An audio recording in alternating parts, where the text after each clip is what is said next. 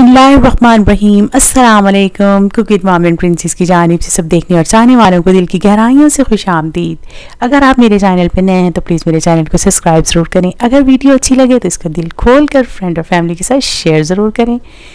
बना के ज़रूर ट्राई करें, कमेंट्स करके फीडबैक दें और थम्स अप करना नहीं आपने भूलना। और सबसे अहम बात, बेल के बटन को ज़रूर प्रेस करें, उससे नोटिफिकेशन ऑन हो जाएगा और आपको मेरी हर आने वाली वीडियो सबसे पहले मिलेगी। शुक्रिया। अल्लाह सुब्हान व तआला हमारे खानों में बरकत दें, हमारे हाथों में जायका दें। आमीन अल्लाहुम्मा आमीन या रब्बुल आलमीन।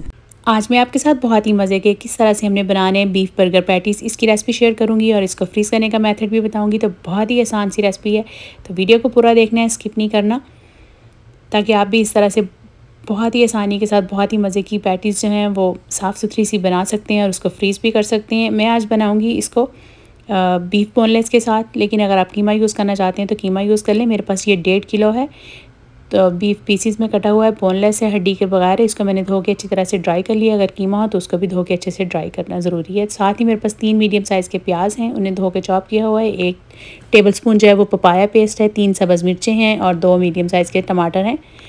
ये भी मैंने रफली चॉप किए हैं क्योंकि हम बाद में इसको चॉपर में अच्छे से चॉप कर लेंगे। साथ ही मेरे पास 2 अंडे हैं और 4 जो हैं वो ब्रेड के स्लाइस हैं। और स्पाइसेस जो हैं हम इसमें डालेंगे, 1.5 चाय वाली चम्मच नमक डालेंगे, आपने अपने जायके के हिसाब से डालना है। साथ ही 1 चाय वाली चम्मच जो है वो गरम मसाला पाउडर डालेंगे और आधी चाय वाली चम्मच जो है वो हम डालेंगे काली मिर्चों का पाउडर और 1 खाने वाला चम्मच लाल मिर्चें अधकुटी हुई और चम्मच का चौथाई हिस्सा हम डालेंगे सिट्रिक एसिड टार्टरी।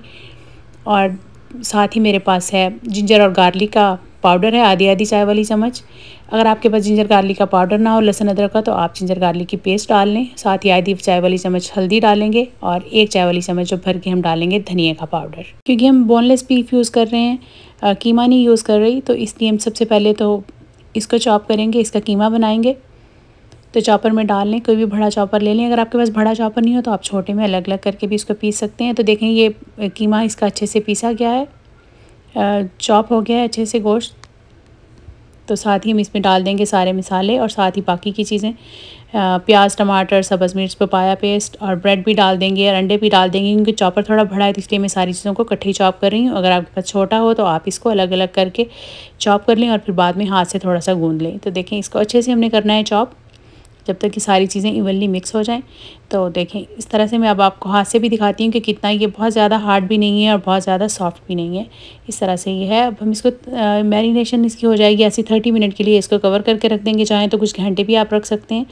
तो जब भी आप बनाना चाहें तो 30 मिनट इसको कवर करके रख देंगे। 30 मिनट के बाद हम इसको बनाएंगे कबाब।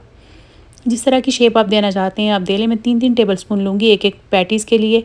तो कुछ लंबाई में बना लेंगे और कुछ तरह सर्कल में बना लेंगे। ये मैं बना के कुछ फ्रीज़ भी कर लूँगी। इस तरह से आपने अपने हिसाब से बना लें, बड़े या छोटे जितने भी आपको चाहिए। तो इस तरह से बना के रखती हैं। साथ ही ऊपर प्लास्टिक रैप लगाएंगे और दूसरी तय लगा उसके ऊपर लेयर बना के रख देंगे। इस तरह जितने आप बना के रखना चाहते हैं हर लेयर में प्लास्टिक रैप लगाते जाएँ और इसको बना के रखते जाएँ।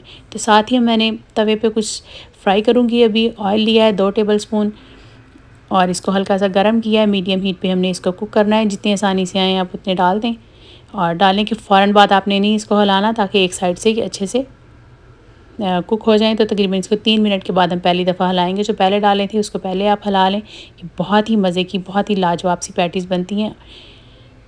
और आप इसको फ्रीज़ भी कर सकते हैं। देखें ये जो पहले डाले थे उसको हिला दिया, जो बाद में डालें उसको थोड़ा बाद में हिलाते हैं। तो इसको तकरीबन लगेंगे 7 से 8 मिनट अच्छी तरह कुक करते हुए। देखें अब इसको सिंपली क्या करेंगे, हम डिश आउट कर लेंगे और बाकी के भी फ्राई कर लेती हूँ। और कुछ जो है मैंने इस तरह से रखे हैं कि इन्हें मैं फ्रीज़ कर लूँगी। जब ये अच्छी तरह से फ्रीज़ हो जाएं तो आप इन्हें किसी भी ज़िप-लॉक में डाल के रखते हैं। ये 1 माह तक बहुत ज़बरदस्त से रहते हैं। जब भी आपका दिल चाहे आप सिंपली दोबारा से फ्राई किया और फिर बर्गर बना के एंजॉय किया।